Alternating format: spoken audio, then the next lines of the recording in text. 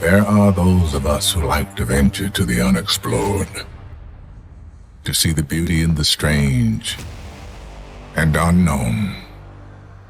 You obviously must first be able to imagine it. Your imagination is able to do all that you ask in proportion to the degree of your attention. So, what kind of attention do you place on your desires?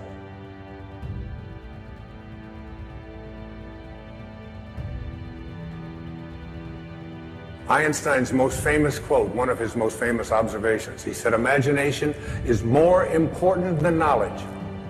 Knowledge is limited. Imagination encircles the world." Logic will get you from A to B, but imagination will take you everywhere. Make your future dream a present fact by assuming the feeling of the wish fulfilled. People die every day, Frankie. Mopping floors, washing dishes. And you know what their last thought is? I never got my shot. If she dies today, you know what her last thought would be? I think I did all right.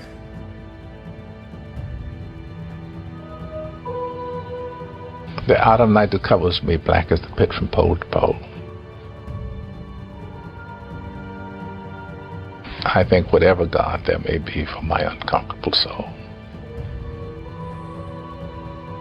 In the fell clutch of circumstance, I have not cried aloud. Under the bludgeonings of fate, my head is bloody, but unbowed.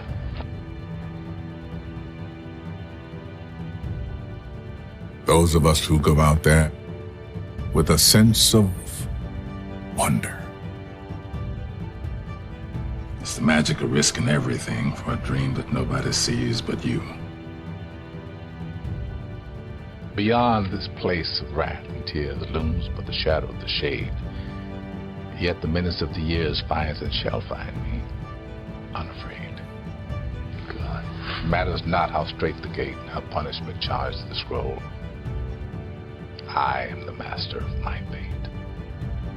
I am the captain of my soul. I have to remind myself that some birds aren't meant to be caged. Their feathers are just too bright. And when they fly away, the part of you that knows it was a sin to lock them up does rejoice. Let me tell you about a voice. The one that whispers. It tells me what's right and what's not, when to leave and where to go. It's not Shakespeare. It does not speak in memorable lines. My inner voice always gives it to me straight. Tells me who my real friends are. When to say yes, when to say no. Whether the person sitting next to me is the one I'll be spending the rest of my life with.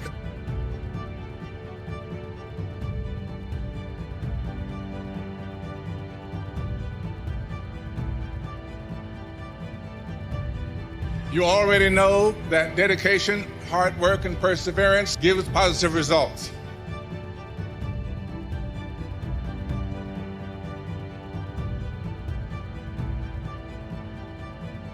Let your instincts guide you.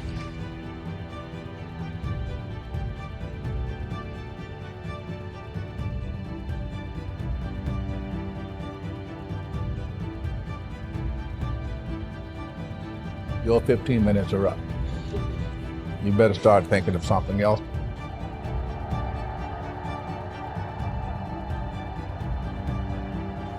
What else to do? What do I want to do? I was picked a day that I was going to go to the Taxi and Limousine Commission to try and get my license. And the day before I decided to go, I got a call from my agent. Paul Newman is casting wants to see you. Getting a job is like having money in your pocket. If you got it, you can get it. Strangely enough, so this was in September. By October, I had a TV job, an off-Broadway show. I was directing a play, and I was going to be in January going to do this movie. It was called Harry and Sons. Go figure.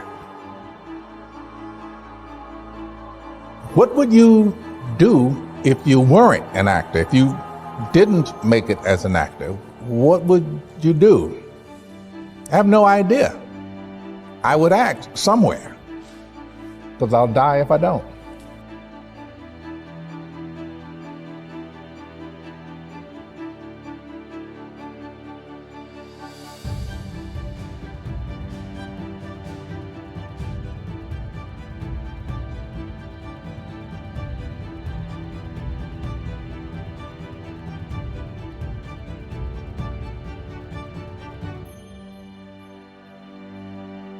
People have asked me for the last 24 years, how do you develop an above-average income? And the answer is, become an above-average person.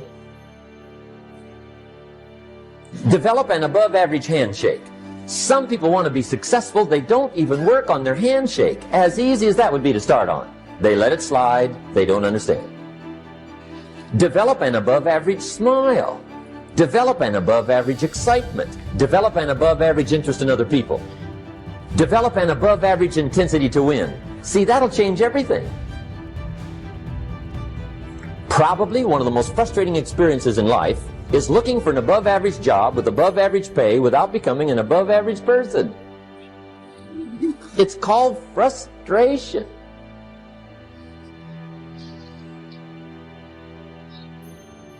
And Mr. Shoaff gave me probably the greatest clue he gave me when I first met him.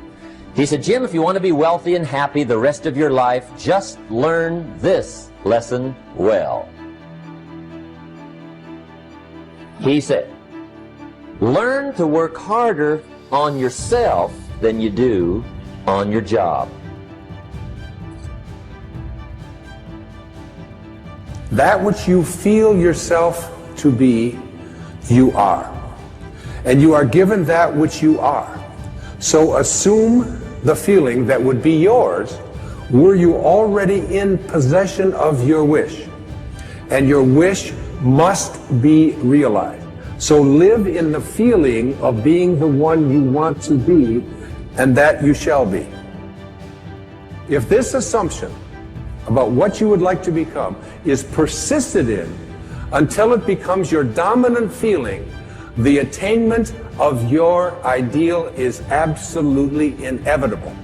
You must first assume the feeling of a wish fulfilled in all aspects of your life. Don't allow anybody else's opinions. Don't allow what it says on the internet. Don't allow the research. Don't allow what anybody out there tells you is possible or not possible for you. If you advance confidently in the direction of your own dreams and endeavor to live the life which you have imagined, you will meet with a success unexpected in common hours. It will chase after you if you can place into your imagination what it is that you would like to attract and begin to feel it. Start retraining your subconscious mind. And your subconscious mind, it responds to what it is that you suggest to it. Your subconscious mind rules your life. 96 to 97% of everything that you do is done as a result of your subconscious mind. And when your subconscious mind gets programmed, it goes ahead and responds to whatever it is your conscious mind has placed into it.